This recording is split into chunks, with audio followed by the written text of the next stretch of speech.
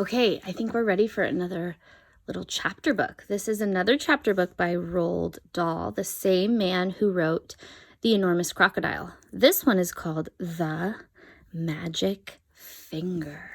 Look at her magic finger. Whoa. It's like lightning's coming out of it. This one is not in color like The Enormous Crocodile was. So it's not as exciting because the pictures are in newsprint and black. So bear with me, but I think it's a really good story. The Magic Finger.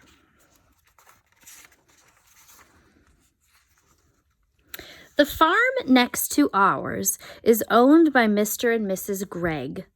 The Greggs have 2 children, both of them boys, and their names are Philip and William. Sometimes so the little girl is speaking. It's this little girl who has the magic finger. So she's the one talking. Sometimes I go over to their farm to play with them. I am a girl and I am 8 years old. Philip is also 8 years old. William is 3 years older. He is 10. What? Oh, all right then. He's 11. Last week, something very funny happened to the Gregg family. I am going to tell you about it the best I can. Now, the one thing that Mr. and Mrs. Gregg and his boys loved to do more than anything else was to go hunting. So when you go hunting, you go out with your guns, usually to the forest, and you shoot and kill animals, sometimes ducks. Looks like they're shot and killed a deer here. Some people think that hunting is okay. Some people in the world think that hunting is not okay because you're killing animals. So the Gregg family, they like to go hunting. Every Saturday morning, they would take their guns and go off into the woods to look for animals and birds to shoot. Even Philip, who was only 8 years old, had his own gun. I can't stand hunting. I just can't stand it. So it sounds like the little girl, she does not like hunting because she does not like animals being hurt. It doesn't seem right to me that men and boys should kill animals just for the fun they get out of it. So I used to try to stop Philip and William from doing it. Every time I went over to their farm, I would do my best to talk them out of it, but they only laughed at me. I even said something about it once to Mr. Gregg, but he just walked on past me as if I wasn't there. Then one Saturday morning, I saw Philip and William coming out of the woods with their father, and they were carrying a lovely young deer. This made me so cross that I started shouting at them. Cross means mad, if you are cross. The boys laughed and they made faces at me. And Mr. Gregg told me to go home and mind my own P's and Q's. To mind your own P's and Q's means to mind your own business. Well, that did it. I saw red. If you see red, that means you're very angry. Oh, and before I was able to stop myself, I did something that I never meant to do. I put the magic finger on them all. Oh dear, oh dear. I even put the magic finger on Mrs. Gregg, who wasn't there. I put the magic finger on the whole Gregg family. For months, I kept telling myself that I would never put the magic finger upon anyone again. Not after what happened to my teacher, old Mrs. Winter. Poor old Mrs. Winter. One day when we were in class and she was teaching us spelling, "Stand up," she said to me, "and spell cat." "That's an easy one," I said. K-A-T. How do you spell cat, TK? Do you know? The K is actually a C. So when she spelled it wrong. And you know what her teacher said to her? A really mean thing. She said, "You are a stupid," which is not a nice word, "little girl," Mrs. Winter said. "I am not. I am a very nice little girl." "Go stand in the corner," Mrs. Winter said. Uh-oh, her teacher sounds like she's not very nice. Then I got cross. I saw red and I put the magic finger on Mrs. Winter, good and strong. And almost at once, guess what? We're going to find out what the magic finger does. Uh-oh. Whiskers began growing out of her face. They were long black whiskers, just like the ones you see on a cat, only much bigger. And how fast they grew! Before we had time to think, they were out to her ears. See how long her whiskers are? Of course, the whole class started screaming and laughing, and then Mrs. Winter said, "Would you please be so kind as to tell me what everyone is laughing at?" And when she turned around to write something on the board, we saw that she had grown a tail as well. It was a huge bushy tail. I cannot begin to tell you what happened after that, but if any of you are wondering whether Mrs. Winter is quite all right again, the answer is no. She'll never be quite all right.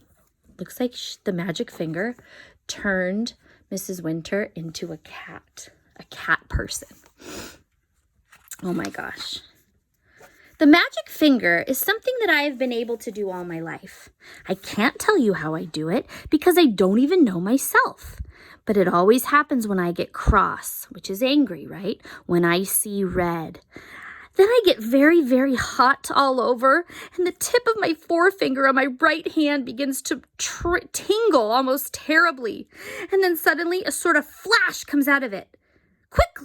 A quick flash, like something electric. Bzzz. It jumps out and it touches the person who has made me mad. After that, the magic finger is upon him or her, and then weird, funny things begin to happen. Well, the magic finger was now upon the whole entire Gregg family, and there was no taking it off again. I ran home and I waited for things to happen. They happened fast. I shall now tell you what those things were. I got the whole story from Philip and William the next morning after it was over. Uh-oh. So she put the magic finger on the Gregg family because she was mad at them about hunting. In the afternoon of the very same day that I put the magic finger on the Gregg family, Mr. Gregg, Philip, and William were out hunting once again. This time they were going toward wild ducks, so they headed towards the lake. In the first hour, they got 10 birds. In the next hour, they got another 6. So 10 plus 6. If we have 10, and then we count 6 more. So we have 10, 11, 12, 13, 14, 15, 16. 16 birds. What a day, cried Mr. Gregg. This is the best yet. He was beside himself with joy. Just then, 4 more wild ducks flew over their heads. They were flying very low. They were an easy hit. Bang, bang, bang, bang went the guns. The ducks flew on. "We missed," said Mr. Gregg. "That's funny." Then, to everyone's surprise, the 4 ducks turned around and came flying right back to the guns. "Hey," said Mr. Gregg, "what on earth are they doing? They're really asking for it this time." He shot at them again, and the boys did too, and they missed. Mr. Gregg got very red in the face. "It's the light," he said. "It's getting too dark to see. Let's go home." So they started for home, carrying with them the 16 birds they had shot before. But the 4 ducks would not leave them alone. They now began flying around and around the hunters as they walked away. So these 4 birds are flying around and around the Greggs. Mr. Gregg did not like it one bit. "Be off," he cried, and he shot at them many more times, but it was no good. He simply could not hit them all. All the way home, those 4 ducks flew around the sky above their heads, and nothing would make them go away. Late that night, after Philip and William had gone to bed, Mr. Gregg went outside to get some wood for the fire. He was crossing the yard when all at once he heard the call of a wild duck in the sky. "Quack! Quack! Quack!" He stopped and looked up. The night was very still. There was a thin yellow moon over the trees on the hill, and the sky was filled with stars. Then Mr. Gregg heard the noise of wings flying low over his head, and he saw the 4 ducks, dark against the night sky, flying very close together. They were going around and around the house. Mr. Gregg forgot about the firewood and he hurried back indoors.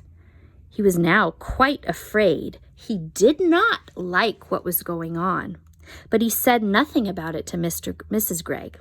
All he said was, "Come on now, let's go to bed. I feel tired." So Mr. and Mrs. Gregg went to sleep.